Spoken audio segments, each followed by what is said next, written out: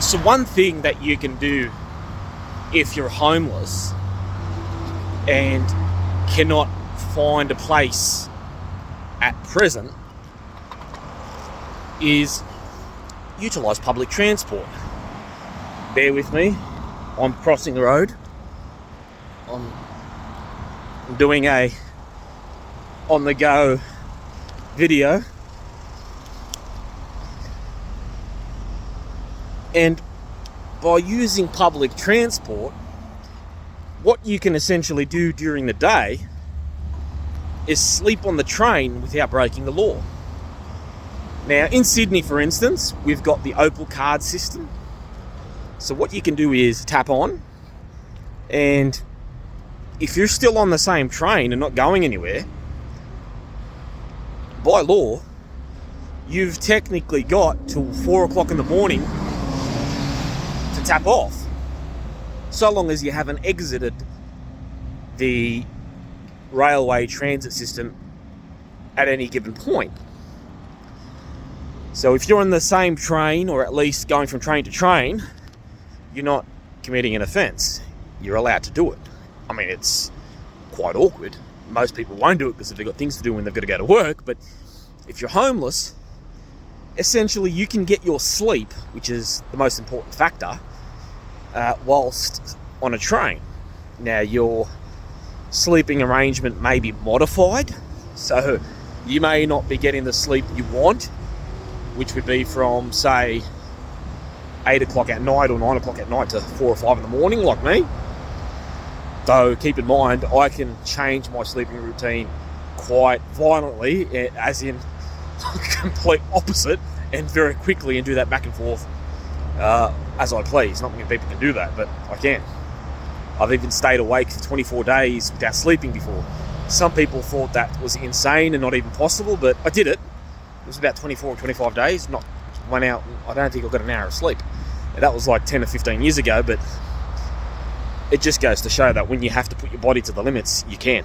The interesting thing is, after 24 days, I didn't start to hallucinate, I didn't go crazy, I didn't get impatient, I didn't get angry. My cognitive function actually increased. I still, to this day, I can't explain that. I must be a biological rarity, so don't try to emulate that. Just understand that you can change your sleep routine if you have to. I can do it violently, that's what I mean by violently. But for you, for instance, most public transport systems around the world don't traverse from 12 or 1 o'clock in the morning to 3 or 4 o'clock in the morning. So in other words, there are no trains. That's a critical sleeping time. But then again, you can also adapt. You can also, improvise. You can go to sleep from 8 o'clock at night to, say, 1 o'clock in the morning, jump off a train, sleep for 3 hours underneath some tree or wherever, jump back on the train at 4 o'clock, sleep till 7, and at least you've got sleep. Keep in mind, this tends to work with people who aren't fussy about where they sleep.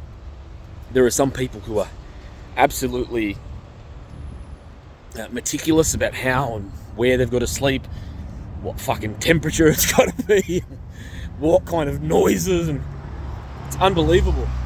Whereas with me, you could be blowing stuff up, there could be a nuclear war outside, there could be fucking tigers and lions, I could be getting shot at, and I'd be fast asleep if I want to sleep. And I've got a weird ability to wake when I want to, but that's not going to be part of this series. There's some weird skills most people don't have. I won't tell you why and how I got them, but just, yeah, they're not really essential to urban survival or survival altogether. But the point is, if you train yourself to be comfortable with wherever you sleep because of the situation you're in, you shouldn't find it too much of a problem to get cozy on a train, especially if there's hardly any people in one of the carriages, especially if it's a modern train and it's not so bad. As long as you get some sleep, maybe you can put something in your ears to block noise, go on the silent part of the carriage or something, and you've got sleep. That's the essential thing. Now, in the video series I've given you, you shouldn't have to resort to this. But as I like to do, I like to be thorough and give you all the options. So with all the videos I've shown you thus far, you should be able to find something else much, much more suitable that will give you even better sleep. But if for some reason you haven't, and you're next to public transport, then you can jump on a train. Swipe your card, tap on, cozy up in some part of the train, sleep for 4 or 5 hours. And for instance, in Sydney, that could be a trip from Central to Lithgow back to Sydney, back to Central, which is like 3 or 4 hours. And you can do that twice. So you could go, and you'll probably you'll probably wait every time you get there because of the people cleaning the trains. But who doesn't get up every 2 or 3 hours to piss or something? It shouldn't be that bad. All right, you're there, you get up for 2 hours, jump on another train, go back to sleep, another 2 hours sleep. So you've made your 2-way trip. Do that same 2-way trip again, or maybe go from Sydney to Newcastle. Sydney to Newcastle is about 2.5 to 3 hours, and it's the same transit system. So it's just Opal card. It's not the special train, the country train where you need a special ticket. So you might want to have some fun with the way you do it. You might want to go Sydney, Newcastle, Newcastle, Sydney, then Sydney, Lithgow, Sydney, and then you might want to go Sydney. It's Kiama, but this train station's a different name. What the fuck's the name? I've been there so many times. Anyway, the point is Sydney, Kiama back to Sydney, and you keep doing that back and forth, and you're getting your sleep. And I know off the top of my head that if I do a Sydney to Lithgow, and that's the last train at 1 in the morning, there's about fucking 3 or 4 places in Lithgow I could slumber for 3 or 4 hours, have a good sleep, and then jump back in the train and sleep my way to Central. And when you wake, you can go and do your business for the day, make some money, do whatever you got to do, and hustle. So there's another option, and it's a viable option. Just ensure that if you ever take this option, that it's the very, very last resort, and that you're not in anyone's way. The last thing you want is a generation of people hogging trains and getting in everyone's way. So be civilized about it. This is you at the world's mercy. You're homeless, you're poor, you got nothing.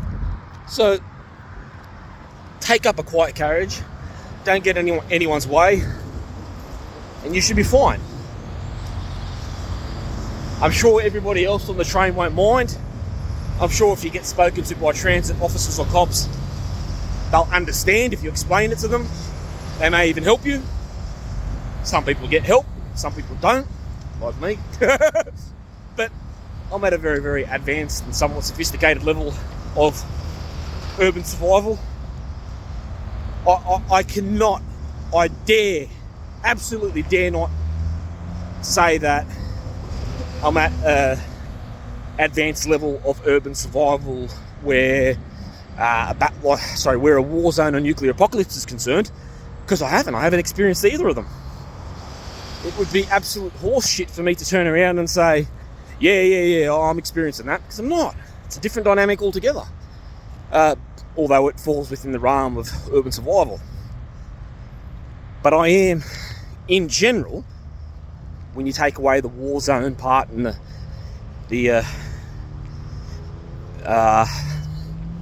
when you take away the war zone part and the nuclear holocaust on that, I am at the very cream of the crop level of urban survival. I back myself every day that I can prove that, and that's why you're watching these courses. And I will say that what I will say falls within that realm is pandemics, because I was actually homeless for 2 years during the pandemic, although I did have some income coming in, so there's a difference. It was a bit easier, but I didn't have a home for 2 years, so I was completely homeless for 2 years even during the pandemic. So just to recap, I've been blown out homeless for about a year now, as in no income, no home, zilch, nothing, pack and nothing else. But before that, I was homeless for 2.5 years, 3 years. Homeless 2.5? No, 2.5. Yeah, about 2.5, 3 years, just before I moved from my place in Brisbane. So I was homeless for about 2.5 years, 3 years before that, but I did have an income. So it wasn't inconvenient. I'd had a genuine injury. There was a lot of other factors. It wasn't proper urban survival because I was getting paid. But I still have that experience with the pandemic, and I'm able to very easily transfer the skills I've had in the last year to that pandemic without money. It's very easy because there are a lot of things that I had to do in the pandemic that were pandemic related, survival related, especially not having a home. It was actually quite an arduous task. It would have been a bit more difficult without the money, but yeah. So I will say just that my skills are relatable to the pandemic too. So yeah, what I'm saying is I'm at the cream of the crop in this. You're not seeing me in a train or sleeping in it because I've got a lot of other tricks in my bag. And you know, obviously I am sharing my knowledge so you can all have tricks in your bag if you need them. I'm not a skill hogger or anything like that. Anything I know, I'd like other people to know too. That's a human story. No human is the owner of knowledge. Anyone who pretends to be the owner of knowledge is very much a cocksucker. So I'm sharing this knowledge with you. So if you're ever subject to such ordeal, that you can withstand it with relative ease. Especially watching these videos, they're very straightforward. The instructions are very easy to follow. So there it is. You've got the train as an option. And we'll see how many other options I'll give you with shelters. There may be more, there may be not. I may have said in the last video or two that they were the last videos. Maybe I didn't. It's been a while since I made that video. But this course will keep going. It should be finished within the next 2 or 3 months. So enjoy these videos, even as it's not finished, because they all coalesce into each other as I have explained. Enjoy.